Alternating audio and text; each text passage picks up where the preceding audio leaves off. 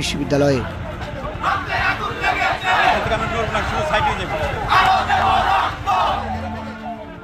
18 জুলাই আন্দোলনে উত্তাল ছিল সাভার এলাকা।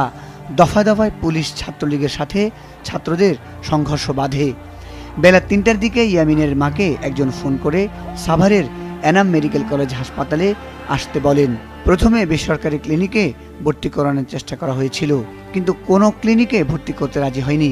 ছেলের বন্ধুদের কাছ থেকে পাওয়া আরেক ভিডিওতে দেখা যায় ইয়ামিনকে তুলে হাসপাতালে নিয়ে যাওয়ার সময় কেউ কেউ তাকে চোখ খোলা রাখতে বলছিলেন। ছেলে তখনও জীবিত ছিলেন।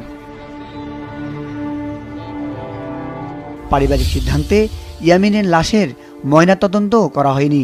বাবা ছেলের লাশ দ্রুত হাসপাতাল থেকে বের করতে চাইছিলেন। তখন বাইরে শিক্ষার্থীরা স্লোগান দিচ্ছিলেন, পুলিশের গুলিতে মারা গেছে বলে ভয় পাচ্ছিলেন।